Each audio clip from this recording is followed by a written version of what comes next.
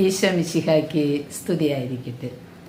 പ്രിയ സഹോദരങ്ങളെ, നമ്മൾ അവസാന കാലത്തെക്കുറിച്ച് പരിശുദ്ധ അമ്മ പറഞ്ഞ പ്രവചനങ്ങളും അതിനോടനുബന്ധിച്ച കൊച്ചു കൊച്ചു അനുഭവങ്ങളൊക്കെയാണ് കേട്ടുകൊണ്ടിരിക്കുന്നത്.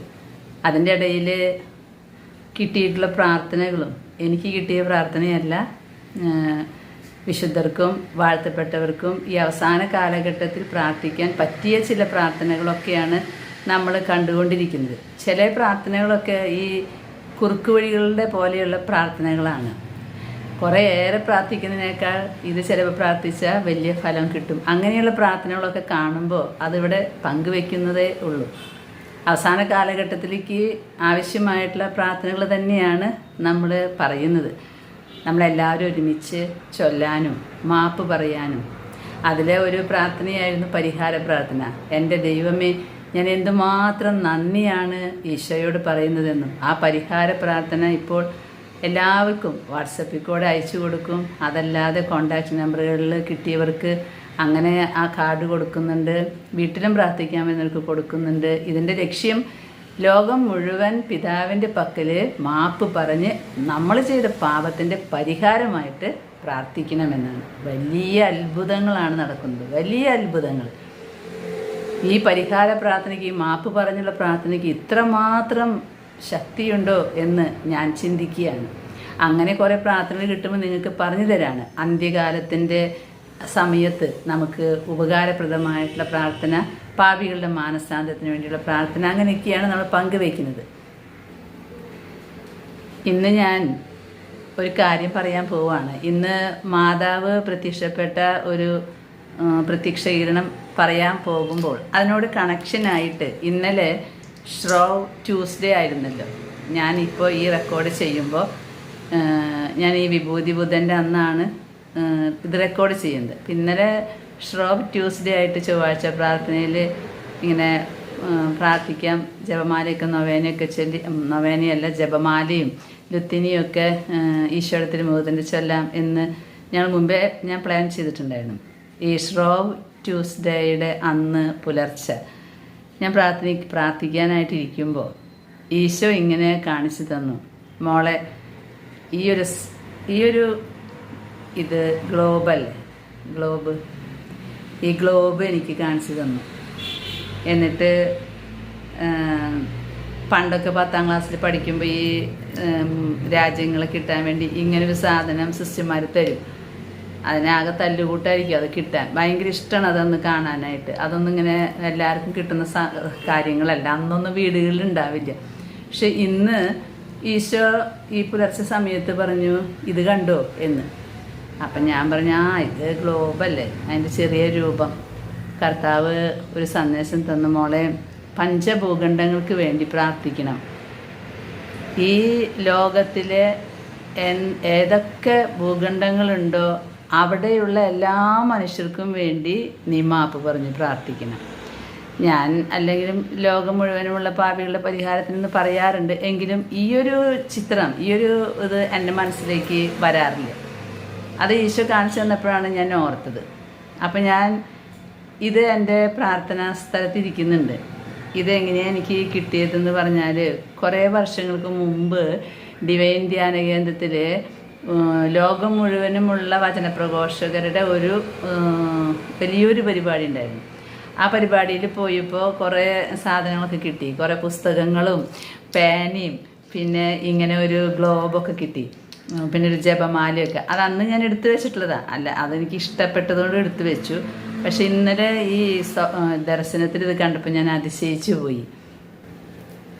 അപ്പം ഞാൻ വിചാരിച്ചു, എന്തായാലും ഷ്രോവ് ട്യൂസ്ഡേയുടെ അന്ന് അവരോടൊക്കെ പറയണം, നമുക്ക് ഇത് വെച്ച് ഇതിനെ ഓർത്ത് നമുക്ക് പ്രാർത്ഥിക്കാം. ഏത് ഗ്ലോബിനെ ഓർത്ത് പ്രാർത്ഥിക്കുക എന്നല്ല ഉദ്ദേശിച്ചത്. അതുമ്മ എഴുതിയിട്ടുണ്ടല്ലോ രാജ്യങ്ങളുടെ പേര്.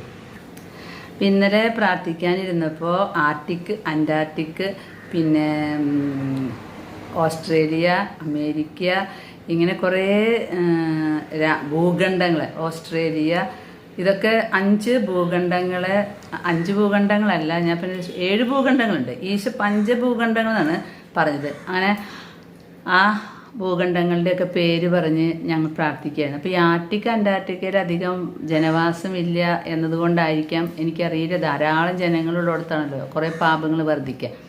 അപ്പം ഞങ്ങൾ ഈ ഒരു ഇത് നോക്കി ഭൂഖണ്ഡങ്ങളുടെ പേര് പറഞ്ഞ് പ്രാർത്ഥിക്കാനായിട്ട് തുടങ്ങി. ഈ എല്ലാ ഭൂഖണ്ഡങ്ങളിലുള്ള സകല പാപികളുടെയും അതുപോലെ എല്ലാ ഭൂഖണ്ഡങ്ങളിൽ നിന്നും വരുന്ന എബോർഷൻ, മയക്കുമരുന്ന് അല്ലെങ്കിൽ കൊലപാതകങ്ങൾ, അങ്ങനെ എല്ലാ ഭൂഖണ്ഡങ്ങളിലും ലോകം മുഴുവനിൽ നിന്നും വരുന്ന പാപങ്ങൾക്ക് പരിഹാരം ചെയ്യാനെന്ന് പറഞ്ഞ് മാപ്പ് പറഞ്ഞ് പ്രാർത്ഥിക്കുകയായിരുന്നു.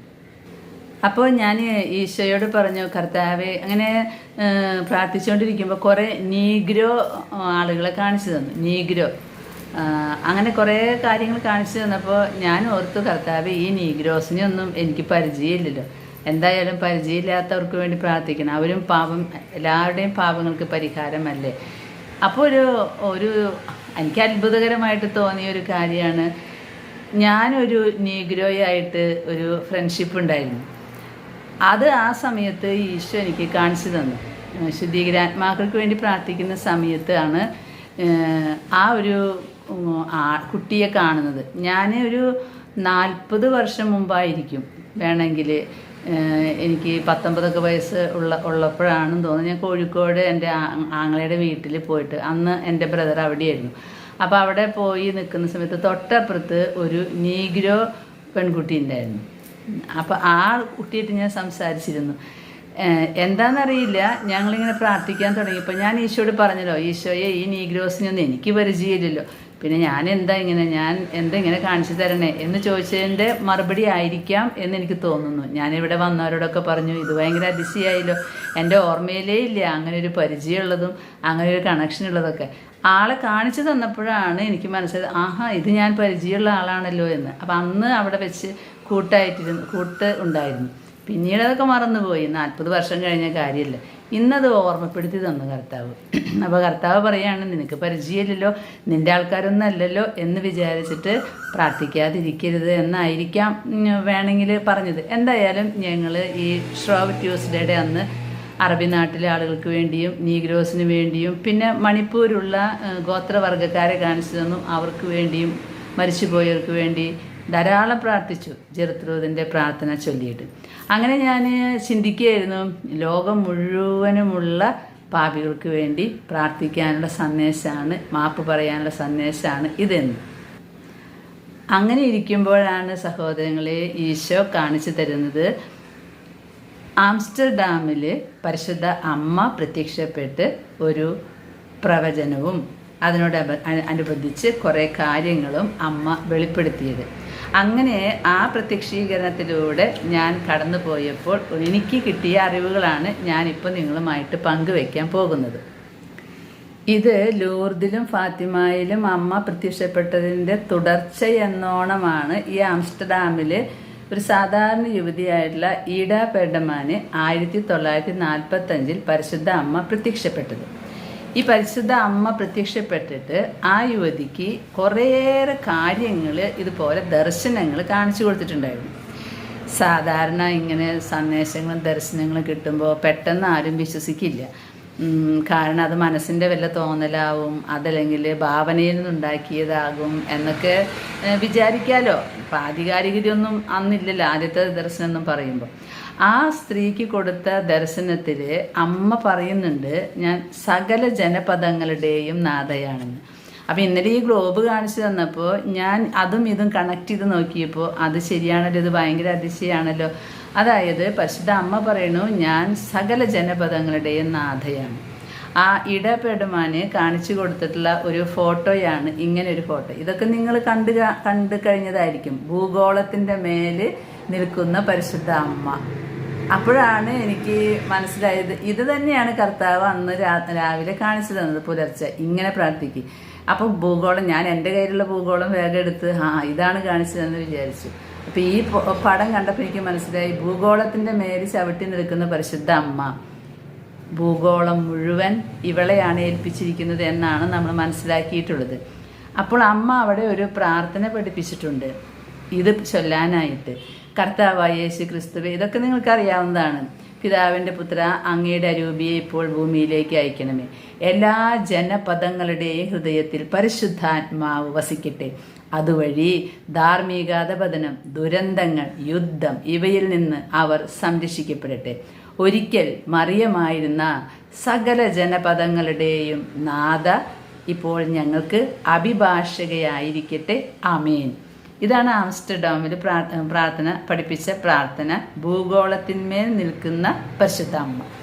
അപ്പോൾ എനിക്ക് ഈ ഭൂഗോളം ദർശനം കാണിച്ചു തന്നപ്പോൾ എനിക്ക് ഭയങ്കര ഇൻട്രസ്റ്റായി. ഈ ആംസ്റ്റർഡാമിലെ കാര്യം പറഞ്ഞപ്പോൾ ചിത്രം എടുത്ത് നോക്കിയപ്പോൾ അത് ശരിയാണല്ലോ, ഭൂഗോളത്തിന്മേൽ ചവിട്ടി നിൽക്കുന്ന പരിശുദ്ധ അമ്മ. അപ്പോൾ ഇതിലെന്തോ കാര്യമുണ്ടെന്ന് വെച്ചിട്ട് ഞാൻ ഈ ആംസ്റ്റർഡാമിലെ പ്രത്യക്ഷീകരണം ഞാൻ വായിച്ചു നോക്കിയത്. ആംസ്റ്റർഡാമിൽ ഈ ഈഡ പെഡമാൻ എന്ന് പറയുന്ന യുവതി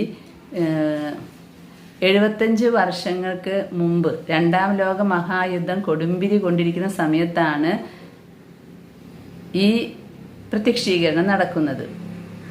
1951 ഫെബ്രുവരി 11 ലൂർദ് മാതാവിൻ്റെ തിരുനാൾ ദിവസമാണ് അമ്മ ഈഡയെ ഈ പ്രാർത്ഥന പഠിപ്പിച്ചിട്ടുള്ളത്. ഈ പ്രാർത്ഥന പഠിപ്പിച്ചിട്ടുള്ളത് ഒരു സുപ്രധാന പ്രഖ്യാപനത്തിന് വേണ്ടി സഭയെ ഒരുക്കാനാണ്. ഒരു സുപ്രധാന പ്രഖ്യാപനം സഭയിൽ നിന്നുണ്ടാകാൻ വേണ്ടിയാണ് ഈ പ്രാർത്ഥന പഠിപ്പിച്ചിരിക്കുന്നത്. എന്താണെന്നോ അതിനെക്കുറിച്ച് നമുക്കൊന്ന് നോക്കാം. അതായത് പരിശുദ്ധ അമ്മയെക്കുറിച്ച് ഇപ്പോൾ നിലനിൽക്കുന്ന വിശ്വാസ സത്യങ്ങൾ ഏതൊക്കെയാണെന്ന് നമുക്ക് നോക്കാം. പരിശുദ്ധ അമ്മയെക്കുറിച്ച് ഇപ്പോൾ തിരുസഭ 4 വിശ്വാസ സത്യങ്ങളാണ് പ്രഖ്യാപിച്ചിട്ടുള്ളത്. മറിയം ദൈവമാതാവാണ്, മറിയം നിത്യകന്യകയാണ്, മറിയം അമലോത്ഭവയാണ്, മറിയം സ്വർഗാരോപിതയാണ്. ഇതാണ് ഈ 4 വിശ്വാസ സത്യങ്ങൾ. അപ്പോൾ ഈ ആംസ്റ്റർഡാമിൽ പ്രത്യക്ഷപ്പെട്ടിട്ട് അമ്മ ആവശ്യപ്പെട്ടിട്ടുള്ളത് ഇനി മറിയം സകരക്ഷകയും മധ്യസ്ഥയും അഭിഭാഷകയുമാണ്. സകല ജനപദങ്ങളുടെയും നാഥയാണ്, സകരക്ഷക, മധ്യസ്ഥ, അഭിഭാഷക. ഇതാണ് 5ാമത്തെ വിശ്വാസ സത്യമായിട്ട് പ്രഖ്യാപിക്കപ്പെടുക എന്നാണ് പറയുന്നത്. അത് അവസാനത്തേതുമായിട്ടുള്ള പ്രഖ്യാപനം ആയിരിക്കും. ആംസ്റ്റർഡാമിൽ അമ്മ പ്രത്യക്ഷപ്പെട്ട് ആ യുവതിയോട് ഈഡ പെഡമാനോട് പറഞ്ഞത് മറിയം സകരക്ഷകയും മധ്യസ്ഥയും അഭിഭാഷകയുമാണ്, സകല ജനപദത്തിൻ്റെയും നാഥയാണവൾ. ഈ വിശ്വാസ സത്യം കൂടെ 5ാമത്തെ സത്യമായിട്ട് പ്രഖ്യാപിക്കപ്പെടണം. ആ പ്രഖ്യാപനം കഴിഞ്ഞാൽ ഒരു പുതിയ പെന്തക്കുസ്ത അനുഭവം ലോകം മുഴുവൻ വരും എന്നാണ് പറയുന്നത്. ശാശ്വതമായ സമാധാനം സ്ഥാപിക്കപ്പെടും. അതായത് പിന്നെ സമാധാനമുള്ളൊരു കാലഘട്ടം. അപ്പം അതിനു മുമ്പ് ശിക്ഷയും എല്ലാ കാര്യങ്ങളും കഴിഞ്ഞിരിക്കും. പിന്നെ ശാശ്വതമായ സമാധാനം വരും. അതിനു മുമ്പ് ഈ ആംസ്റ്റർഡാമിലെ ഈ പ്രത്യക്ഷീകരണത്തെ വിശ്വാസ സത്യമായിട്ട് സഭ അംഗീകരിക്കണം എന്നാണ് അമ്മയുടെ ആവശ്യം. അതിനു വേണ്ടിയാണ് ഈ പ്രാർത്ഥന പറഞ്ഞു കൊടുത്തിരിക്കുന്നത്. ഈ പ്രാർത്ഥനയിൽ നമ്മൾ ശ്രദ്ധിച്ച് വായിച്ചാൽ അറിയും, കർത്താവായ യേശുക്രിസ്തുവെ പിതാവിൻ്റെ പുത്ര അങ്ങയുടെ അരൂപിയെ ഇപ്പോൾ ഭൂമിയിലേക്ക് അയക്കണമേ. ഈ പ്രാർത്ഥനയുടെ ആവശ്യതാണ് അങ്ങയുടെ പരിശുദ്ധാരൂപിയെ ഈ ഭൂമിയിലേക്ക് അയക്കണമേ.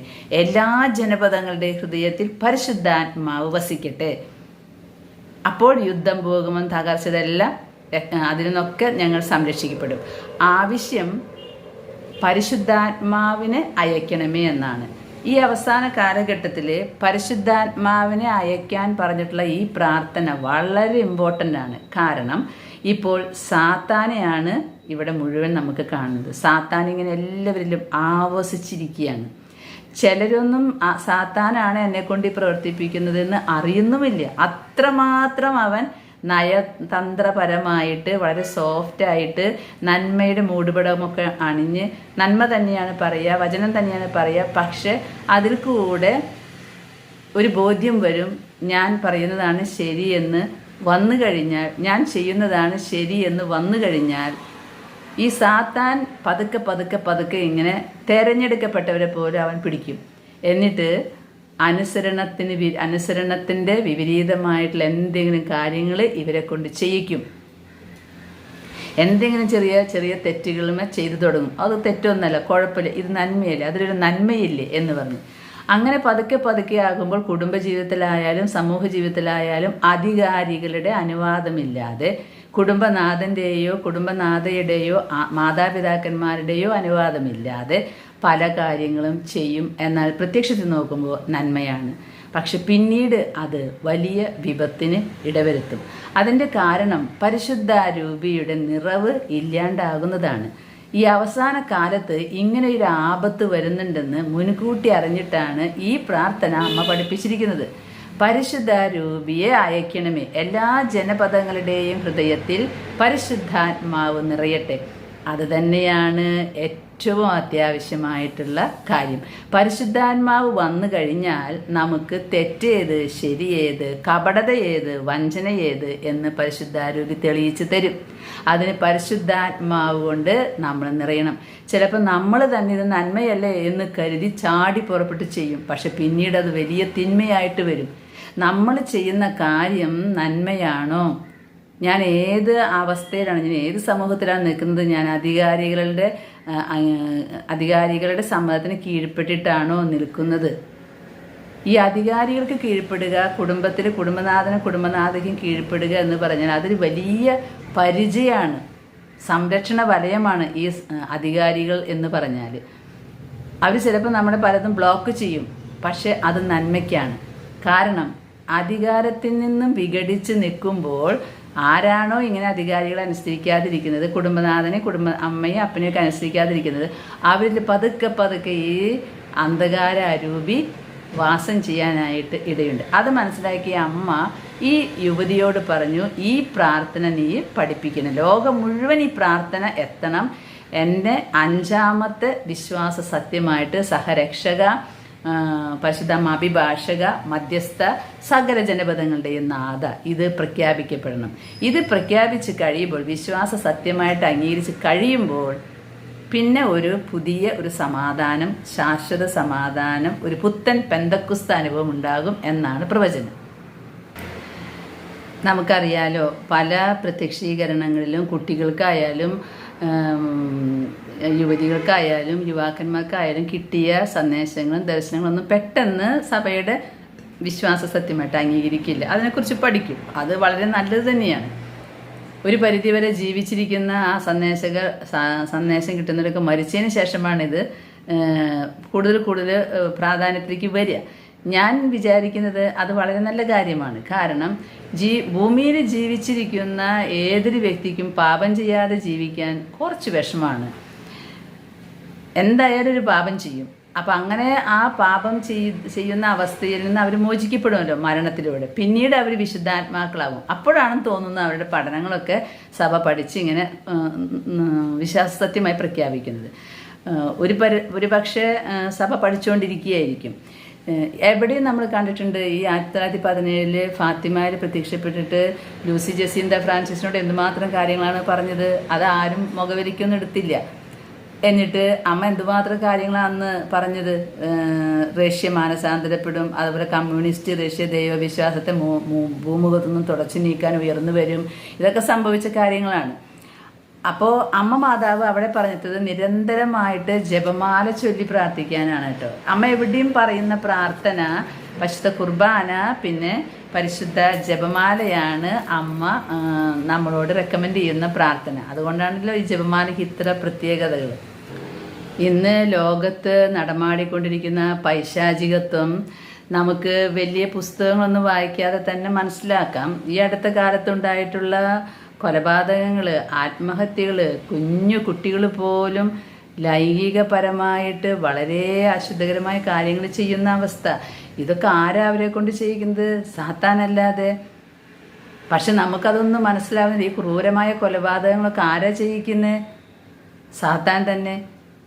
പെറ്റ അമ്മയെ കൊല്ലാനും പിന്നെ കൊലപാതകത്തിന് കാരണങ്ങളൊന്നുമില്ല. അതുപോലെ മനുഷ്യരെ പീഡിപ്പിക്കുമ്പോൾ പാവങ്ങൾ ആത്മഹത്യ ചെയ്യുന്നതോ? പ്രിയ കൂട്ടുകാരെ, ഇത് അവസാന കാലമാണെന്ന് വേറെ പഠനങ്ങളൊന്നും വേണ്ട. നമ്മുടെ ചുറ്റും ഒന്ന് അങ്ങോട്ടും ഇങ്ങോട്ടും കണ്ണോടിച്ചാൽ മതി. ഇത് തന്നെ അവസാന കാലം. ഈ അവസാന കാലത്ത് നമ്മൾ നമ്മുടെ പരിശുദ്ധമായ ആയുധങ്ങളുമായിട്ട് പിശാചിനെതിരെ ശക്തമായിട്ട് പോരാടി നിൽക്കണം. അത് മാത്രമല്ല, നമ്മുടെ തെരഞ്ഞെടുക്കപ്പെട്ടവരെയാണ് അവൻ വഴിതെറ്റിക്കാൻ നോക്കുന്നത്. തെരഞ്ഞെടുക്കപ്പെട്ട വ്യക്തികൾ, വളരെ ബേസുള്ള തെരഞ്ഞെടുക്കപ്പെട്ട വ്യക്തികൾക്കാണ് ഒരു കൺഫ്യൂഷൻ വന്ന് അവർ നന്മയാണെന്ന് വെച്ച് പല കാര്യങ്ങളും ചെയ്തുകൊണ്ടിരിക്കുന്നത്. ആ ചെയ്യുന്ന പ്രവൃത്തിയിൽ കൂടെ അനുസരണക്കേട് എന്ന വലിയ പാപം അവൻ ചെയ്യിപ്പിക്കുന്നുണ്ട്. ഇവരറിയുന്നില്ല. ഇത് നമുക്ക് ഓരോ പ്രത്യക്ഷീകരണത്തിലും ഇത് നമുക്ക് വായിച്ചു നോക്കിയാൽ നമുക്കറിയാവുന്ന കാര്യമാണ്. അതായത് ഇപ്പോൾ എന്താണ്, നമുക്ക് അഭിഷിക്തരോടൊന്നും ഒരു ആദരവും ഇല്ല സമൂഹ മധ്യത്തിൽ. അതുപോലെ ആക്കി തീർത്തു അവൻ. അഭിഷിക്തരെ കാണുമ്പോൾ എന്തായിരുന്നു പണ്ടൊക്കെ, ഇന്ന് അങ്ങനെയില്ല. കാരണം പിഴവുകൾ പറ്റുമ്പോൾ ഇവൻ സാത്താൻ മനുഷ്യരുടെ ഹൃദയത്തിൽ നിന്നും ബഹുമാനവും ആദരവും ഒക്കെ എടുത്തു മാറ്റാണ്. എന്നാലോ വിശുദ്ധിയുള്ള എന്തുമാത്രം അഭിഷിക്ത പുരോഹിതരുണ്ട്, എന്തുമാത്രം സമർപ്പിത മക്കളുണ്ട്. പക്ഷെ അതൊന്നും അവൻ പുറത്തു കൊണ്ടുവരില്ല. അങ്ങനെയുള്ള കാലഘട്ടമാണ് ഈ കാലഘട്ടം. കാരണം എവിടെയും അവരെ വിമർശിക്കും. കാരണം അവരിൽ നിന്ന് പിഴവുകൾ വരുമ്പോൾ പിഴവുകൾ വരുത്തുന്നത് ആരാ? സാത്താനാണ്. സാത്താൻ പതുക്കെ പതുക്കെ ഇരുന്ന് നന്മയുടെ മൂടുപടം അണിഞ്ഞു വരും. ഈ അന്ത്യകാലത്ത് നമ്മൾ വളരെയധികം ശ്രദ്ധിക്കേണ്ട കാര്യം, നന്മയുടെ മൂടുപടം അണിഞ്ഞു വരും, സാത്താൻ തിന്മയിലേക്ക് നയിക്കുക. അത് വളരെ ശ്രദ്ധിക്കണം. ഈ അടുത്ത ദിവസങ്ങളിൽ കുറേ പേര് പറഞ്ഞു ഒരു ഫോൺ കോൾ വരുന്നുണ്ടെന്ന്. ഇപ്പോൾ ഈ അന്ത്യകാലത്തെ കുറിച്ചൊക്കെ പറയുന്നുണ്ടല്ലോ. അപ്പോൾ അവരതൊരു ഇതാക്കിയിട്ട് ഇനി നിങ്ങൾക്കും വരാം ഒരു ഫോൺ കോള്. ഇപ്പോഴൊരു സ്ത്രീയുടെ ഫോൺ കോളാണ് വന്നുകൊണ്ടിരിക്കുന്നത്. അവരിങ്ങനെയാണ് പറയുക, ഇപ്പം മനസ്സിലായില്ലേ അന്ത്യകാലമൊക്കെ വന്നു എന്ന്, ഇനി രക്ഷപ്പെടാനുള്ള കാര്യങ്ങൾ നിങ്ങൾക്ക് ഇഷ്ടമാണെങ്കിൽ ഞാൻ പങ്കുവെച്ച് തരാം, ഇങ്ങനെയാണ് പറയുക. അപ്പം എന്തായാലും നിങ്ങൾക്ക് അതൊക്കെ മനസ്സിലായി കണ്ടിട്ടുണ്ടാവും. അപ്പം നിങ്ങൾ ശ്രദ്ധിച്ചിരിക്കണം. അന്ത്യകാലത്തെക്കുറിച്ച് വേറെ ചർച്ചകളോ വേറെ പ്രോജക്റ്റുകളോ ഒന്നും ചെയ്യാനില്ല. ഇത് ഞാൻ വീണ്ടും വീണ്ടും എടുത്ത് പറയുന്നത് സ്നേഹമാണ് സർവോത്കൃഷ്ടം. നമ്മൾ ചതിക്കാതിരിക്കുക, വഞ്ചിക്കാതിരിക്കുക, കൽപ്പനകൾ പാലിച്ച് ജീവിക്കുക. നമ്മുടെ അനുദിന ജീവിതത്തിലെ കുരിശുകളെടുത്ത് കർത്താവിൻ്റെ പിന്നാലെ പോവുക, പാപപരിഹാരമായിട്ട് കാഴ്ചവെക്കുക. ഇത് തന്നെയാണ് വേണ്ടത്. ആയുധങ്ങൾ പരിശുദ്ധ കുർബാന, പരിശുദ്ധ ജപമാല, ദിവ്യകാരുണ്യ ആരാധന. ഒപ്പം നമ്മുടെ മാലാഖമാരും വിശുദ്ധരും നമുക്ക് വേണ്ടി റെക്കമെൻഡേഷൻ ചെയ്ത് നടത്തി പ്രാർത്ഥിക്കും. പരിശുദ്ധ അമ്മയിലൂടെയാണ് എല്ലാം, വിശുദ്ധ ഔസേപ്പിതാവിലൂടെയാണ് നമ്മളെല്ലാം സമർപ്പിക്കുന്നത്. ഇത്രയേ ഉള്ളൂ. അന്ത്യകാലത്തിന് ഒരുക്കം എന്ന് പറഞ്ഞിട്ട് വലിയ വലിയ കാര്യങ്ങളും ചർച്ചകളും ഒന്നും വേണ്ട എന്ന് പ്രത്യേകം അമ്മ പറഞ്ഞിട്ടുണ്ട്. കാരണം ചർച്ചകളൊന്നും വെറുതെ പൈസ ചിലവാക്കി ചർച്ചകളും പ്രോജക്റ്റുകളൊന്നും തയ്യാറാക്കണ്ട. ഇത്രയേ ഉള്ളൂ. നമ്മൾ സ്നേഹത്തിൽ അധിഷ്ഠിതമായിട്ടുള്ള ജീവിതം, എല്ലാവരെയും സ്നേഹിക്കാനായിട്ട് പറ്റുക. അങ്ങനെ ഒരാൾ ചെയ്താൽ ലോകം മുഴുവൻ മാറ്റിമറിക്കപ്പെടുക എന്നാണ് പരിശുദ്ധ അമ്മ പറയുന്നത്. ആംസ്റ്റർഡാമിൽ അമ്മ പ്രത്യക്ഷപ്പെട്ടിട്ട് പറഞ്ഞ പ്രവചനങ്ങളും നിറവേറ്റപ്പെട്ട കാര്യങ്ങളും ചുരുക്കമായിട്ട് ഞാനിവിടെ നിങ്ങളോട് പങ്കുവയ്ക്കാം. ആദ്യത്തെ പ്രത്യക്ഷീകരണം നടക്കുന്നത് 1945 മാർച്ച് 25-നാണ്. പട്ടാളക്കാർ മടങ്ങിപ്പോകുന്ന ഒരു ദർശനമാണ് ഈയിടെ കാണുന്നത്. അപ്പോൾ മാതാവ് മെയ് 5 എന്ന് പറയുകയുണ്ടായി. മെയ് 5-ന് തന്നെ നാസി പട നെതർലാൻഡിൽ നിന്ന് പിൻവാങ്ങി. അതാണ് ഒരു പ്രവചനം. രണ്ടാമത് പറഞ്ഞത്, രണ്ടാമത്തെ ദർശനത്തിൽ ഈജിപ്തിൽ നിന്നുള്ള ഇസ്രായേൽ ജനത്തിൻ്റെ പുറപ്പാടാണ് ഈയിടെ കണ്ടത്. അപ്പോൾ മാതാവ് പറഞ്ഞു, ഇസ്രായേൽ വീണ്ടും ജനിക്കും. 3 വർഷങ്ങൾക്ക് ശേഷം 1948 ഇസ്രായേൽ എന്ന രാജ്യം എവിടെ നിന്നില്ലാതെ സ്ഥാപിതമായി. രണ്ടാമത്തെ. മൂന്നാമത് കണ്ടത് ചുവന്ന പതാക പറക്കുന്ന ചൈനയുടെ ഭൂപ്രദേശം മറ്റൊരു ദർശനത്തിൽ ഈയിടെ കണ്ടു. 1949 അത് നിറവേറി. നാലാമത്, റഷ്യയുടെ മരുപ്രദേശത്ത് സംഭവിക്കുന്ന വിനാശകരമായ ഒരു സ്ഫോടനം ഈയിടെ കണ്ടു. 1953 ആദ്യത്തെ ഹൈഡ്രജൻ ബോംബ് റഷ്യ പരീക്ഷിച്ചു. അഞ്ചാമത്, കൊറിയയിൽ ശക്തമായ ആഭ്യന്തര യുദ്ധം നടക്കുന്നതും അതിൻ്റെ അന്ത്യത്തിൽ ആ രാജ്യം 2ആയി വിഭജിക്കപ്പെടുന്നതും കണ്ടു. ഇന്ന് കൊറിയ വടക്കും തെക്കും കൊറിയകളായി പരസ്പര ബന്ധമില്ലാതെ വിഭജിക്കപ്പെട്ടിരിക്കുന്നു. ആറാമത്തെ കാര്യം, ജർമ്മനിയെയും യൂറോപ്പിനെയും വിഭജിക്കുന്ന ഒരു മതിൽ ഈയിടെ ദർശനത്തിൽ കണ്ടു. ആ മതിലിനു മീതെ ഈയിടെ സ്പർശിച്ചപ്പോൾ അതില്ലാതായി തീരുന്നതും കണ്ടു. ഒരിക്കലും നശിക്കപ്പെടുകയില്ല എന്ന് കരുതിയിരുന്ന ബെർലിൻ മതിൽ 1989 തകർക്കപ്പെട്ടു. ഇതാണ് ഈയിടെ പെടമാന് കിട്ടിയിട്ടുള്ള ദർശനങ്ങൾ സംഭവിച്ചു കഴിഞ്ഞത്. ഈ ഈയിടെ മരിക്കുന്നതിന് മുൻപേ തന്നെ ഇതൊക്കെ നിറവേറപ്പെട്ടു, ഈ പ്രവചനങ്ങൾ. ഇനി ഈയിടെയുടെ ജീവിതകാലത്ത് സംഭവിക്കാത്ത ചില പ്രവചനങ്ങളുണ്ട്. ഒന്നാമത്തെ, ആഗോളതലത്തിൽ കാലാവസ്ഥയിൽ വലിയ മാറ്റം സംഭവിക്കും. കാലാവസ്ഥാ വ്യതിയാനം ആരുടെയും ചിന്തയിലേക്ക് കടന്നു വരാൻ സാധ്യതയില്ലാത്ത കാലത്താണ് ഈ പ്രവചനം കിട്ടുന്നത്. ഇപ്പോഴാണ് നാം അത് അനുഭവിച്ചുകൊണ്ടിരിക്കുന്നത്. ഇപ്പോൾ എന്ന് പറഞ്ഞാൽ ഈ നിമിഷം ഞാൻ അനുഭവിച്ചുകൊണ്ടിരിക്കുന്നുണ്ട്. ഒരു വലിയ തണുപ്പ്, പിന്നെ ചൂട്, പെട്ടെന്ന് ചൂട്, പെട്ടെന്ന് തണുപ്പ്, അങ്ങനെയുള്ള അവസ്ഥകൾ. രണ്ടാമത്തെ കാര്യം, സാമ്പത്തിക തകർച്ച സംഭവിക്കും, കറൻസികളിൽ പ്രതിസന്ധികൾ ഉടലെടുക്കും എന്ന് പറഞ്ഞു. അത് എല്ലാ രാജ്യങ്ങളിലും, പ്രത്യേകിച്ച് യൂറോപ്യൻ യൂണിയനിലും അത് സംഭവിച്ചു കഴിഞ്ഞു. മൂന്നാമത്, കത്തോലിക്ക സഭയിൽ പ്രശ്നങ്ങൾ സംജാതമാകും. ശ്രദ്ധിച്ച് നമ്മൾ നോക്കണം. ഈട മരിച്ചതിന് ശേഷം, മരിക്കുന്നതിന് മുമ്പ് കിട്ടിയ പ്രവചനങ്ങളാണ്. അത് ജീവിതകാലത്ത് പ്രവചനം നടന്നിട്ടില്ല. അതിലെ ഒരു പ്രവചനമാണ് കത്തോലിക്ക സഭയിൽ പ്രശ്നങ്ങൾ സംജാതമാകും. കത്തോലിക്ക സഭയിൽ പ്രശ്നങ്ങളുണ്ടോ എന്ന് നിങ്ങൾക്ക് തന്നെ ചിന്തിച്ചാൽ മതി.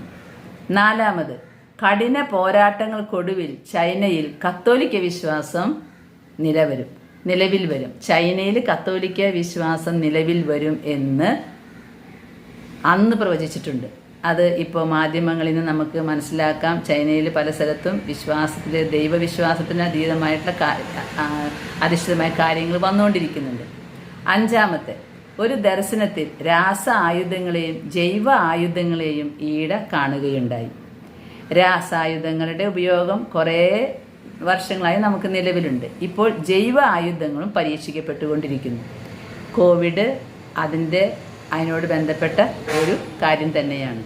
അപ്പോൾ ഈ രാസായുധങ്ങളും ജൈവായുധങ്ങളും ഒന്നും ചിന്തിക്കാത്ത കാലത്താണ് ഈട പെടുമാൻ ഇതെല്ലാം പ്രവചനം കൊടുത്തിട്ടുള്ളത്. ഇതൊക്കെ ഇപ്പോൾ നടന്നു കഴിഞ്ഞു. ഈട ജീവിച്ചിരിക്കുന്ന കാലത്ത് ഇത് നടന്നിട്ടില്ല. അതുപോലെ ഇനിയത്തെ കാര്യം, അസാധാരണമായ വിസ്മയകരങ്ങളായ നിരവധി കണ്ടുപിടുത്തങ്ങൾ ഉണ്ടാകും. ഇപ്പോൾ കണ്ടുപിടുത്തങ്ങളുടെ ലോകമല്ലേ, എന്തൊക്കെ കണ്ടുപിടുത്തങ്ങളാണ്! ഈ കഴിഞ്ഞ 20 വർഷത്തിനുള്ളിലുണ്ടായ കണ്ടുപിടുത്തങ്ങളെക്കുറിച്ച് അതിൻ്റെ 5 വർഷം മുമ്പ് വരെ ആർക്കും ചിന്തിക്കാൻ പറ്റാത്ത കാര്യങ്ങളാണ് ഇന്ന് കണ്ടുപിടിച്ചുകൊണ്ടിരിക്കുന്നത്.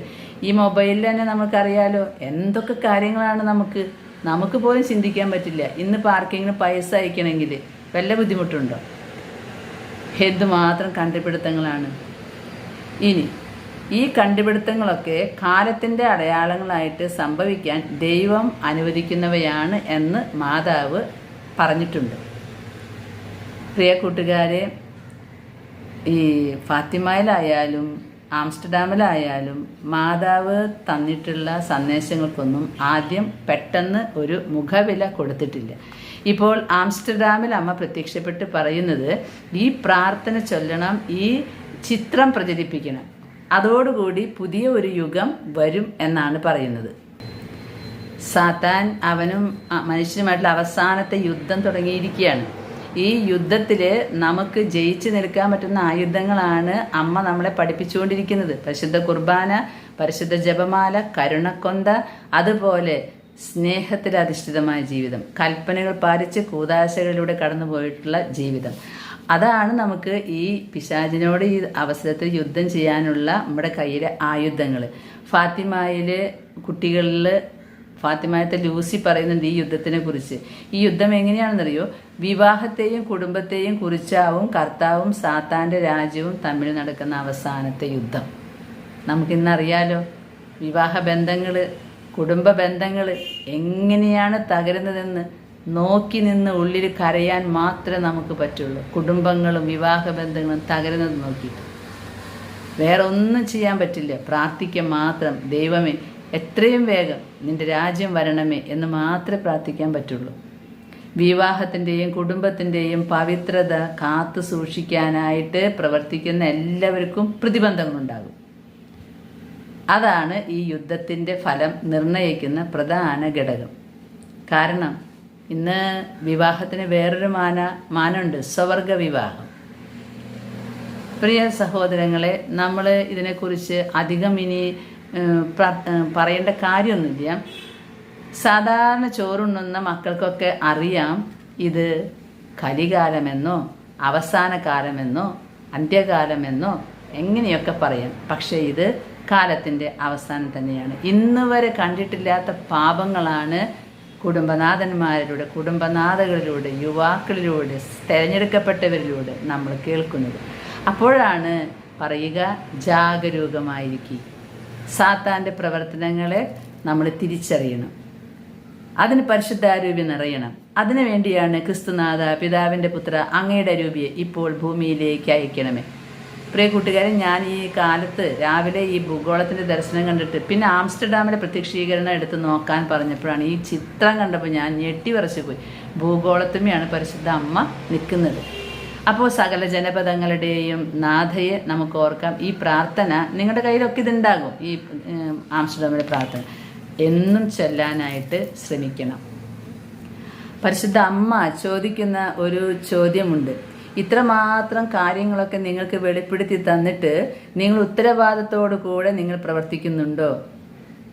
അതാണ് അമ്മ ചോദിക്കുന്നത്. എന്താണ് ചെയ്യേണ്ടത്? നിങ്ങളുടെ മഹത്തായ കൂദാശകൾ ഓർക്കുക. കൂദാശ പരികർമ്മം ചെയ്യുന്നവർക്കുമുണ്ട് അമ്മയുടെ വാണിങ്. നീ എന്താണ് ഈ കൈകളിൽ എടുത്തിരിക്കുന്നത് എന്ന പൂർണ്ണ ബോധ്യമുണ്ടോ? എല്ലാവരും ഒന്ന് തിരിഞ്ഞു നോക്കണമെന്നാണ് കർത്താവ് പരിശുദ്ധ അമ്മയിലൂടെ പറയുന്നത്. എല്ലാവരും ഒന്ന് തിരിഞ്ഞു നോക്കണം. എൻ്റെ വിളിക്കനുസരിച്ച് വിശുദ്ധിയോട് കൂടിയാണോ ഞാൻ ഈ കാര്യങ്ങൾ ചെയ്യുന്നത്? അമ്മ മാതാവ് പറഞ്ഞു, നിങ്ങളുടെ നല്ല ജീവിത മാതൃകകൾ വഴിയാണ് എല്ലാ ജനതകളും യേശുവിലേക്ക് വരേണ്ടത്. നമ്മുടെ നല്ല മാതൃകകൾ നോക്കിയിട്ടാണ്. അല്ലാതെ വെറുതെ അവരിങ്ങനെയാണല്ലോ, ഇവർക്ക് രക്ഷയുണ്ടോ, അവരെങ്ങനെയാണ്, ക്രിസ്ത്യാനികൾ മാത്രം രക്ഷപ്പെടൂ, ഇതൊന്നും പറഞ്ഞിരിക്കാനല്ല അമ്മ പറഞ്ഞത്. നിങ്ങളുടെ നല്ല ജീവിത മാതൃക വഴി മറ്റുള്ളവരൊക്കെ യേശുവിലേക്ക് വരണം, വേറെ ഒരു മാർഗത്തിൽ കൂടെയല്ല. എന്നിട്ട് അമ്മ പറയാണ്, അവൻ്റെ ദൈനം ദിന മഹാ അത്ഭുതത്തിലേക്ക്, ദിനം തോറുമുള്ള യാഗബലിയിലേക്ക് എല്ലാവരും വരണം എന്നാണ് പറയുന്നത്. നമ്മൾ ഓർക്കും, ദൈവമേ നമുക്ക് മാത്രമേ ഉള്ളത്, ക്രിസ്ത്യാനിക്ക് മാത്രമേ ഉള്ളൂ ഈ അവസാന കാലം. അല്ല, എല്ലാവർക്കും ഉണ്ട്, എല്ലാവർക്കും ഉണ്ട്. ശുദ്ധീകരണ സ്ഥലത്തിലെ ആത്മാക്കളെ കാണുമ്പോൾ ഞാൻ കാണുന്ന കാഴ്ചകളുണ്ട്, എല്ലാവർക്കും ഉണ്ട് ഈ വിധി. അപ്പം പിന്നെ ചോദ്യമാണ്, അപ്പം അവർക്കൊന്നും രക്ഷയില്ലേ? അവർക്ക് കുർബാന ഇല്ലല്ലോ. ഞാനിത് പറയുമ്പോൾ എപ്പോഴും ഓർക്കുക, ഈ വാസുല റീഡൻ എന്ന് പറയുന്ന ഒരു വ്യക്തിക്ക് കുറേ പ്രവചനങ്ങളും സന്ദേശങ്ങളും കൊടുത്തിരുന്നല്ലോ. അപ്പം അവരൊരു ദിവസം എവിടെയാ, ഫുട്ബോൾ കളിക്കുന്ന സ്ഥലത്തോ എവിടെയാണ് പ്രാർത്ഥിക്കാനായിട്ടിരിക്കുക, ആൾ കാണുന്ന സമയത്ത് അന്യമതത്തിൽപ്പെട്ട ഒരാൾ അവരുടെ പ്രാർത്ഥന അവിടെ നടത്തുന്നത് കണ്ടപ്പോൾ വാസുല ചോദിച്ചെന്ന് പറഞ്ഞു, ദൈവമേ ഇവരുടെയൊക്കെ ഗതി എന്താ, ഇവർക്കൊന്നും നിന്നോടുള്ള വിശ്വാസമില്ലല്ലോ എന്ന് പറഞ്ഞപ്പോൾ കർത്താവ് എന്താ പറഞ്ഞെന്നറിയോ? വാസുല, നീ അവരെ ഓർത്ത് ഇത്ര മാത്രം ടെൻഷൻ എടുക്കണ്ട, ഞാനല്ലേ അവരെ സൃഷ്ടിച്ചത്, നീയൊന്നുമല്ലല്ലോ. സൃഷ്ടിച്ചവന് അറിയാം എങ്ങനെയാണ് അവരെയൊക്കെ നേടിയെടുക്കേണ്ടതെന്ന്. അതുകൊണ്ട് നീ നിൻ്റെ ജീവിതം നന്നാക്കി, നീ നിൻ്റെ ജീവിതത്തിലത്തെ പിഴവുകളൊക്കെ മാറ്റി എന്നെ സന്തോഷിപ്പിച്ചാൽ മതി. അത് തന്നെയേ ആവശ്യമുള്ളൂ. ലോകത്ത് അവിടെ ഇവിടെയൊക്കെ അവർക്ക് എന്താ അത് ചോദിക്കേണ്ട കാര്യമില്ല. നമ്മൾ നമ്മുടെ ജീവിതം നന്നാക്കി നമ്മളെ എങ്ങനെയാണോ ദൈവം സൃഷ്ടിച്ചിരിക്കുന്നത്, നമ്മളെ ക്രിസ്ത്യാനികളാക്കി, നമ്മൾ കത്തോലിക്ക സഭയിലോ ഏതാ സഭയിൽ നിൽക്കുന്നെങ്കിൽ നമ്മൾ ആ ബേസ് ആയിട്ടുള്ള വിശ്വാസത്തിൽ നിലനിന്നിട്ട് പോയാൽ മതി. അപ്പം ചോദിക്കരുത് മറ്റവർ രക്ഷപ്പെടുമോ എന്ന്. ഞാൻ അങ്ങനെ ചോദിക്കുന്നവരോട് ഈശോ പറഞ്ഞു കൊടുക്കാൻ പറഞ്ഞൊരു കഥയാണ് ഞാൻ ഇന്ന് പറഞ്ഞ് അവസാനിപ്പിക്കുന്നത്. ഒരു യജമാനൻ നല്ല വീടുണ്ടാക്കി, ഒന്ന് രണ്ട് വീടുണ്ടാക്കി. എന്നിട്ട് 2 മക്കൾക്കായിട്ട് അത് കൊടുത്തു. യജമാനല്ല, അപ്പൻ 2 മക്കൾക്കായിട്ട് കൊടുത്തു. ഒരുത്തന് രണ്ടും നല്ല ഒരേപോലത്തെ വീട്. എന്നിട്ട് ഒരുത്തൻ്റെ വീടിന് ചുറ്റുമതിൽ വെച്ചു, മതിലൊക്കെ കെട്ടി നല്ല ഗേറ്റൊക്കെ വെച്ചു. മറ്റവൻ്റെ വീടിന് പിതാവ് മതിലൊന്നും വെച്ചിട്ടില്ല, ഗേറ്റും വെച്ചില്ല. അങ്ങനെ ഇരിക്കുമ്പോൾ അവൻ്റെ വീട്ടിലേക്ക് അവൻ പല വഴിക്കും കയറി വരുന്നുണ്ട്. രണ്ടാമത്തവൻ്റെ വീട്ടിലേക്ക്, ഇവൻ്റെ വീട്ടിലേക്ക് ഗേറ്റിൽ കൂടെ തന്നെയാണ് വരുന്നത്. അപ്പോഴൊരു ചോദ്യം വന്നു, അവൻ്റെ വീട്ടിലേക്ക് അവൻ പല വഴിക്കാണ് കിടക്കുന്നത്, ഗേറ്റിൽ കൂടെയല്ല കിടക്കുന്നത്. അപ്പോൾ എങ്ങനെയാണ് ശരിയാവുക? ഞാനിവിടെ ഗേറ്റിൽ കൂടെ തന്നെ കിടക്കണം. അപ്പോൾ പിതാവ് പറയുന്ന കാര്യമുണ്ട്, നിൻ്റെ വീടിന് ചുറ്റും ഞാൻ മതിൽ കെട്ടി ഗേറ്റ് വെച്ചിട്ടുണ്ട്, നീ ആ ഗേറ്റിൽ കൂടെ തന്നെ കിടക്കണം എന്നാണ് ഞാൻ ആഗ്രഹിക്കുന്നത്. അവൻ്റെ വീടിന് മതിലൊന്നും വെച്ചിട്ടില്ല, ഗേറ്റും ഇല്ല. അവൻ ഏതെങ്കിലും വഴിക്കൊക്കെ കടക്കട്ടെ, അവൻ എത്തുന്നത് വീട്ടിലേക്ക് തന്നെയാണ്, നിൻ്റെ പോലെയുള്ള സെയിം വീട്ടിലേക്ക്. ഇത് നമുക്ക് ചിന്തിച്ചാൽ മനസ്സിലാകും. ഓരോരുത്തർക്കും ഓരോരുത്തരുടെ രീതി അനുസരിച്ച് കർത്താവ് എന്തൊക്കെയോ മനസാക്ഷിക്ക് അനുസരിച്ചിട്ടുള്ള വിധി ഉണ്ടാകും. നമ്മൾ അതിനെക്കുറിച്ചൊന്നും ചർച്ച ചെയ്യാനും ധ്യാനിക്കാനും നിൽക്കേണ്ട. നീ ആരായിരിക്കുന്നുവോ നിൻ്റെ മനസാക്ഷിക്ക് അനുസരിച്ചിട്ട് ജീവിതം നീ ക്രിസ്ത്യാനിയാണോ, നിനക്ക് കൽപ്പനകളുണ്ട്, നിനക്കൊരു സഭയുണ്ട്, നിനക്ക് കുറേ അരുതായ്മകളൊക്കെ പറഞ്ഞിട്ടുണ്ട്, ഇന്നത് ചെയ്യരുത്, ഇന്നത് ചെയ്യണം. അത് അനുസരിച്ച് നിൻ്റെ വീടിന് ഗേറ്റ് ഉണ്ടെങ്കിൽ ഗേറ്റിൽ കൂടെ കിടക്ക്, ഗേറ്റ് ഇല്ലാത്തൊരു ഏതെങ്കിലും വഴിക്ക് കിടക്കട്ടെ. വീട്ടിലെത്തുമ്പോൾ അവൻ്റെ അപ്പൻ എന്താ വേണമെങ്കിൽ ചെയ്തോളും. പ്രിയ സഹോദരങ്ങളെ, നമുക്ക് ഈ ആംസ്റ്റർഡാമിലെ പ്രാർത്ഥനയെക്കുറിച്ച് ഓർക്കാം. നിങ്ങൾക്ക് കാണാതെ കിട്ടുമെങ്കിൽ അത് പ്രാർത്ഥിക്കാം. അന്ത്യകാലത്തിന് മുമ്പ് ഇത് വിശ്വാസ സത്യമായിട്ട് പ്രഖ്യാപിക്കപ്പെടണം. ഞാൻ നിങ്ങളെ ഒരു കാര്യം കൂടി ഓർമ്മിപ്പിച്ചിട്ട് നിർത്തുകയാണ്. നമ്മളൊരു റോസറി ചെയിൻ തുടങ്ങിയിരുന്നു. പുരോഹിതർക്കും സമർപ്പിതർക്കും വേണ്ടി ഓരോ മണിക്കൂറും ഏറ്റെടുത്ത് പ്രാർത്ഥിക്കാൻ. എൻ്റെ കയ്യിൽ 1000-ൽ പരം ആളുകൾ നമ്പർ തന്നു. അവരുടെ നമ്പർ ജീവൻ്റെ പുസ്തകത്തിൽ രേഖപ്പെടുത്തി വെച്ചിട്ടുണ്ട്. കഴിഞ്ഞ ദിവസം അമ്മ പറഞ്ഞു, റോസറി ചെയിൻ ഏറ്റെടുത്തവർ ജപമാല ചങ്ങല പൊട്ടിക്കുന്നുണ്ട്. അപ്പോൾ ഞാൻ ഓർത്തു, ദൈവമേ, ആരൊക്കെയാണാവോ ജപമാല ചങ്ങല പൊട്ടിക്കുന്നത്? നമുക്ക് ഒരു കാര്യം മനസ്സിലാക്കിയിരിക്കാം. നമ്മുടെ പ്രാർത്ഥനയുടെ ശക്തി കുറഞ്ഞാൽ സാത്താൻ സമർപ്പിത മക്കളെ തട്ടിയിടും. സമർപ്പിത മക്കളെ വിശുദ്ധിയോടുകൂടി നിലനിൽക്കണമെങ്കിൽ ആത്മായ മക്കള്, അമ്മമാര്, സഹോദരിമാര്, പ്രിയ സഹോദരങ്ങളെ, ഉരുകി പ്രാർത്ഥിക്കണം. നമ്മൾ ഏത് മണിക്കൂറാണോ ഈ സമർപ്പിത മക്കൾക്ക് വേണ്ടി ഓർത്ത് പ്രാർത്ഥിക്കാമെന്ന് പറഞ്ഞിട്ടുള്ളത്, ആ മണിക്കൂർ നിങ്ങൾ മറക്കല്ലേ. അത് ഞാൻ പറഞ്ഞിട്ടുണ്ട്, കുത്തിയിരുന്ന് പ്രാർത്ഥിക്കേണ്ട എന്ന്. എപ്പോഴും എൻ്റെ പ്രാർത്ഥനകളെക്കുറിച്ച് പറയുമ്പോൾ ഞാൻ എപ്പോഴും പറയുക, കുടുംബജീവിതത്തിലായാലും സമൂഹ ജീവിതത്തിലായാലും നിങ്ങൾക്ക് പറഞ്ഞിട്ടുള്ള ഡ്യൂട്ടികൾ കർമ്മം ചെയ്യണം. ആദ്യം നമുക്ക് അടുക്കളപ്പണിയാണെങ്കിൽ സാമ്പാർ വെക്കണം, കറികൾ വെക്കണം, പാത്രങ്ങൾ കഴുകണം, ഒരു ലോഡ് പണിയുണ്ടാവും, അതൊക്കെ കഴിക്കണം. അത് തന്നെയാണ് അനുദിന ജീവിതത്തെക്കുറിച്ച്. അങ്ങനെ ചെയ്തുകൊണ്ടിരിക്കുമ്പോൾ നമുക്ക് പ്രാർത്ഥിക്കാം. ഈ ഒരു റോസറി ചെയിനിൽ നമ്മൾ ഓർത്തിരിക്കേണ്ടത് ഇത്രയേ ഉള്ളൂ. നീ ഏറ്റെടുത്തിട്ടുള്ള ആ 1 മണിക്കൂർ സമയം നീ എവിടെയായിരിക്കുന്നുവോ, നീ എന്ത് ചെയ്യുന്നുവോ, എൻ്റെ കർത്താവേ, പരിശുദ്ധ അമ്മേ, ഈ സമർപ്പിതരുടെ ചുറ്റുമുള്ള പൈശാചിക അരൂപികളെ ചവിട്ടി തകർക്കാൻ നീ വേഗം വരണമേ എന്ന് പറഞ്ഞിട്ട് നമുക്ക് പ്രാർത്ഥിക്കാൻ പറ്റുന്ന സമയമാണെങ്കിൽ നമുക്ക് നന്മ നിറഞ്ഞ മറിയമേ എന്ന ജപമോ സ്വർഗസ്ഥനായ പിതാവ് ചൊല്ലി പ്രാർത്ഥിക്കാം. നന്മ നിറഞ്ഞ മറിയമേ എന്ന ജപം ചൊല്ലി, അത് ഒരു ജപമാലയുടെ ഒരു വചനത്തിൻ്റെ ഏറ്റുപറച്ചിലാണല്ലോ. അങ്ങനെ ചൊല്ലാം. പിതാവിനെ വിളിച്ച് പ്രാർത്ഥിക്കാം. നമ്മൾ പരിശുദ്ധ അമ്മേനെയാണ് കേട്ടോ വിളിക്കുന്നത്.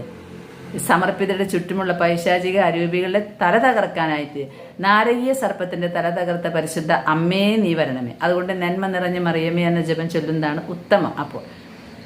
അപ്പോൾ ബാങ്ക് ജോലി ചെയ്യുന്നവരോ ഒരിക്കലും അങ്ങനത്തെ സമയം ഏറ്റെടുക്കാൻ പാടില്ല. ബാങ്ക് ജോലി ചെല്ലുമ്പോൾ നന്മ നിറഞ്ഞ മറിയമേ ചൊല്ലിയിരുന്നാൽ ശരിയാവോ? കണക്ക് തെറ്റില്ലേ? അടുക്കളപ്പണി എടുക്കുന്നവർക്ക് അതൊക്കെ ചെയ്യാം. കുട്ടികളെ നോക്കുന്നവർക്ക് ആ മണിക്കൂറുകളൊക്കെ ഏറ്റെടുക്കാം. പക്ഷെ ഉത്തരവാദിത്തത്തോടു കൂടെ കണക്കും കാര്യങ്ങളുള്ളവർ അങ്ങനത്തെ സമയമൊന്നും ഏറ്റെടുക്കാൻ പാടില്ല. ഞാൻ നിങ്ങൾക്ക് പറഞ്ഞത് മനസ്സിലായിട്ടുണ്ടാവും. നമ്മുടെ ജോലികൾക്കൊന്നും ഒരു വിഘ്നം തടസ്സവും വരരുത്. ബസ്സിൽ യാത്ര ചെയ്യാം, കല്യാണങ്ങൾ കൂടാം. ആ കല്യാണം കൂടുമ്പോഴും മനസ്സിൽ ഓർമ്മ വേണം, ഞാൻ 9 മണി തൊട്ട് 10 മണി വരെ സമർപ്പിത മക്കൾക്ക് വേണ്ടി ഓർക്കാം എന്ന് പറഞ്ഞൊരു സമയമാണ്. അപ്പോൾ നിങ്ങൾ തട്ടിക്കുടഞ്ഞ് എഴുന്നേൽക്കണം.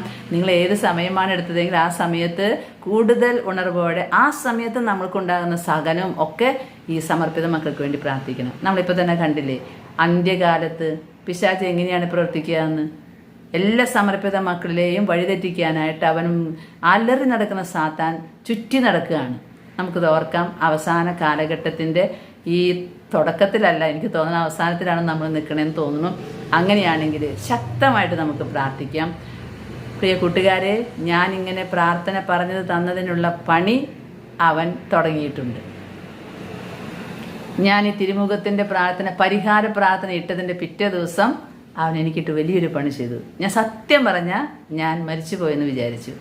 ഞാൻ ചെടി നനച്ചുകൊണ്ടിരിക്കുമ്പോൾ ഒരു അറ്റാക്കിൻ്റെ അവസ്ഥ വന്നിട്ട് കുഴഞ്ഞു വീഴുമ്പോൾ ഒന്ന് പേടിച്ചു. എന്തോ എന്നോട് ആരോ പറഞ്ഞു, ഓസ് അവിടെ ഇട്ടിട്ട് വേഗം ചവിട്ടുമ്പോൾ ചെന്നിരിക്കുന്നു. ഞാൻ അങ്ങനെ ഇരുന്നു. സാത്താൻ്റെ പണി പലതരത്തിൽ വരും. എന്നെ അവനെ എപ്പോൾ വേണമെങ്കിൽ തട്ടിയിടാം. കാരണം ഒരു കാറ്റടിച്ചാൽ മതി, ഞാനപ്പോൾ അത് പ്രതികരിക്കും. അപ്പോൾ നിങ്ങളെയും അവൻ ഉപദ്രവിക്കും. പക്ഷേ കരുതിയിരിക്കണം, ജീവൻ്റെയും മരണത്തിൻ്റെയും നാഥൻ നമ്മുടെ കർത്താവാണ്. കർത്താവ് വിചാരിക്കാതെ നമ്മൾ മരിക്കില്ല. നമ്മൾ തളർന്നു കിടന്നിട്ടുണ്ടെങ്കിൽ അത് കർത്താവ് നമുക്ക് തരുന്ന സഹനാണെന്ന് എപ്പോഴും വിശ്വസിക്കണം. അല്ലാതെ സാത്താൻ നമുക്ക് തരുന്നത്. സാത്താൻ ആരാ അനുവാദം കൊടുക്കുന്നത്? ദൈവമാണ് അനുവാദം കൊടുക്കുന്നത്. അതുകൊണ്ട് അവസാന നാളുകളിൽ പിടിച്ചു നിൽക്കാനുള്ള ധൈര്യമാണ് ഞാൻ നിങ്ങൾക്ക് പകർന്നു തരുന്നത്. സാമ്പത്തികം ഗതി കിട്ടുന്നില്ല, എന്താ? സാത്താൻ്റെ ഇടപെടൽ അല്ല. സാത്താൻ്റെ ഇടപെടൽ ജോബിനെ പരീക്ഷിച്ച പോലെ പരീക്ഷിക്കുകയായിരിക്കും. എന്തായാലും പ്രിയ സഹോദരങ്ങളെ, ഏതവസ്ഥയിലും നിങ്ങൾ പിടിച്ചു നിൽക്കുക. ദൈവമാണ് നമുക്കെല്ലാം തരുന്നത്. ദൈവം തന്നെ തക്ക സമയത്തെല്ലാം എടുത്തു മാറ്റും. ദൈവത്തിലുള്ള ശരണം നമ്മൾ വിടരുത്. പരിശുദ്ധ അമ്മ അത് നമ്മളെ സഹായിക്കും. സങ്കീർത്തനം 97:3 അഗ്നി എപ്പോഴും നമ്മുടെ ചുറ്റും നിൽക്കണമെന്ന് പ്രാർത്ഥിക്കുക. സക്രിയ 2:5 തിരുരക്തത്തിൻ്റെ കോട്ട നമുക്ക് ചുറ്റും എപ്പോഴും കെട്ടുക. നമ്മുടെ വാഹനങ്ങൾക്ക് ചുറ്റും, പുരയിടത്തിന് ചുറ്റും ഈശോയുടെ തിരുവചനത്തിൻ്റെ കോട്ടയിലാണെങ്കിൽ നമുക്കൊന്നും പേടിക്കാനില്ല. എന്നിട്ടും നമുക്ക് സഹനങ്ങൾ വരുന്നുണ്ടെങ്കിൽ പ്രിയ കൂട്ടുകാരെ, അത് ഈശോ തരുന്നതാണ്. എത്ര പ്രാർത്ഥിച്ചാലും സഹനം ഈശോ വെച്ചിട്ടുണ്ടെങ്കിൽ അത് ഉണ്ടാകുക തന്നെ ചെയ്യും. ഞാൻ തന്നെ അതിൻ്റെ ഒരു വലിയ സാക്ഷിയാണല്ലോ. പ്രാർത്ഥനയുടെ കുറവുണ്ടായിട്ടൊന്നുമല്ല ഞാൻ ഈ അവസ്ഥയിൽ ഇപ്പോൾ നിൽക്കുന്നത്. ഷ്രോവ് ട്യൂസ്ഡേയുടെ അന്ന് കർത്താവ് എന്നിൽ നിന്ന് മറ്റൊരു കാര്യം കൂടെ എടുത്തു മാറ്റിയിട്ടുണ്ട്. ഒന്നുകൂടെ മുകളിലേക്ക് പോകാനുള്ള ഒരുക്കത്തിന് വേണ്ടി. പ്രിയ കൂട്ടുകാരെ, നമുക്ക് ഈശോയ്ക്ക് നന്ദി പറയാം. പരിശുദ്ധ അമ്മ തന്ന സന്ദേശങ്ങളെ ഓർത്ത് പ്രാർത്ഥനയിൽ നമുക്ക് ശക്തി പ്രാപിക്കാം. നമ്മളെ എത്ര പ്രാർത്ഥിച്ചിട്ട് എന്താ കാര്യം? ലോകം എങ്ങനെയല്ല പോണേ. അങ്ങനെ ഒരിക്കലും നിരാശയുടെ ചിന്ത വരരുത്. ലോകം എങ്ങനെ വേണമെങ്കിൽ പോകട്ടെ, നമ്മളോട് ഈശോ പറഞ്ഞ, പരിശുദ്ധ അമ്മ പറഞ്ഞ കാര്യങ്ങൾ നമ്മൾ ചെയ്തിട്ടുണ്ടോ? നമ്മൾ എപ്പോഴും നമ്മളുടെ ചിന്തകൾ പോകേണ്ടത് നമ്മുടെ മാനസാന്തരം, പാപികളുടെ മാനസാന്തരം. ചെയ്തു പോയ പാപങ്ങൾക്ക് മാപ്പ് പറഞ്ഞ് പ്രാർത്ഥിക്കുക. പരിശുദ്ധ കുർബാന, പരിശുദ്ധ ജപമാല, ദിവ്യകാരുണ്യ ആരാധന, സ്നേഹത്തിൽ അധിഷ്ഠിതമായ ജീവിതം, കൽപ്പനകൾ പാലിക്കുക, കുദാശകളിലൂടെ കടന്നു പോവുക. ഇത് നോമ്പുകാലം നമുക്ക് ധാരാളം പ്രാർത്ഥനകളൊക്കെ കൂട്ടുന്ന സമയമാണ്. സാത്താന് ധാരാളം ദേഷ്യം വരുന്ന സമയമാണ്. കരുതിയിരിക്കുക നമുക്ക്. പരിശുദ്ധ അമ്മ നമ്മെ ഇതിനെല്ലാം ശക്തിപ്പെടുത്തട്ടെ എന്ന് പ്രാർത്ഥിച്ചുകൊണ്ട് ആമേൻ.